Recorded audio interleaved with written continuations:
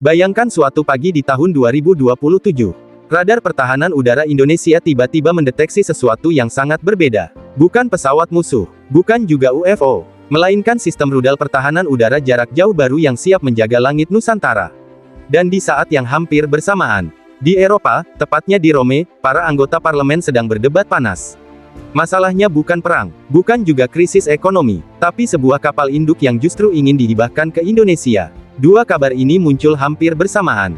Yang satu dari China, yang satu dari Italia, dan keduanya langsung membuat pengamat pertahanan bertanya, apakah Indonesia sedang membangun pertahanan udara super kuat, sekaligus armada laut yang lebih besar? Atau ini hanya rumor yang terlalu panas? Kabar pertama datang dari lembaga pengamat pertahanan independen Indonesia bernama CRIS Defense and Security Studies. Pada tanggal 16 Maret tahun 2026, lembaga ini merilis analisis yang cukup mengejutkan. Menurut laporan tersebut, Indonesia diperkirakan akan menerima 2 baterai sistem rudal pertahanan udara jarak jauh dari China. Sistem yang dimaksud adalah Haki-9. Dan kalau laporan ini benar, kedatangan sistem ini diprediksi terjadi pada semester kedua tahun 2027. Bagi pengamat militer, kabar ini langsung membuat alis naik. Karena Haki-9 bukan sembarang rudal. Ini adalah salah satu sistem pertahanan udara jarak jauh paling kuat yang dimiliki China.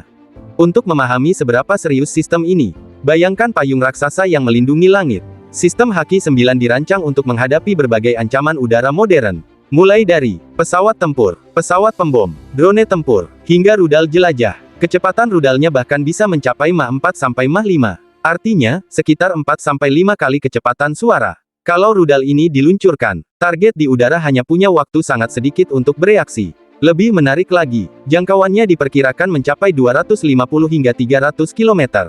Itu berarti satu baterai saja bisa melindungi wilayah udara yang sangat luas. Secara teori, 2 baterai Haki-9 bisa menjadi lapisan pertahanan udara jarak jauh pertama Indonesia. Namun, di dunia militer, tidak ada teknologi yang datang tanpa tantangan. Salah satu pertanyaan besar adalah integrasi sistem identifikasi. Dalam dunia militer, ini disebut IFF atau Identification Friend or Foe. IFF adalah sistem yang memastikan radar bisa membedakan mana pesawat kawan, dan mana pesawat musuh. Bayangkan kalau sistem ini tidak terintegrasi dengan baik. Rudal pertahanan udara bisa saja salah mengidentifikasi target. Dan dalam skenario terburuk, pesawat sendiri bisa dianggap musuh.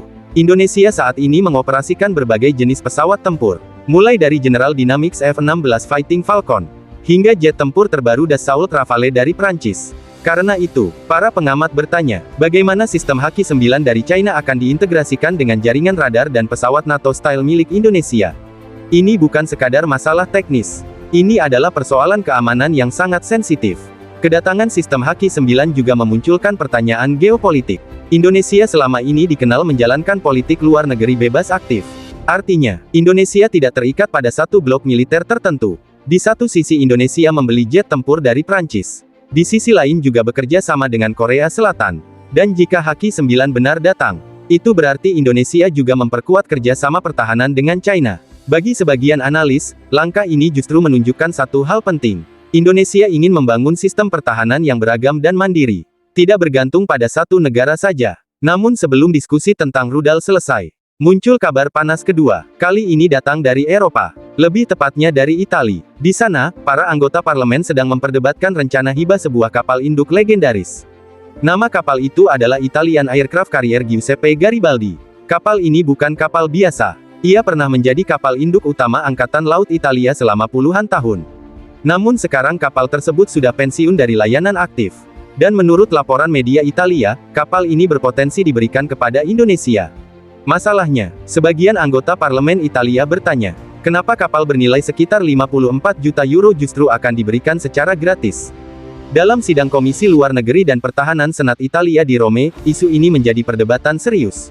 Beberapa anggota parlemen mempertanyakan transparansi proses hibah tersebut. Media investigatif Italia Il Fatto Quotidiano bahkan mengungkap adanya surat tertanggal tanggal 25 September tahun 2025.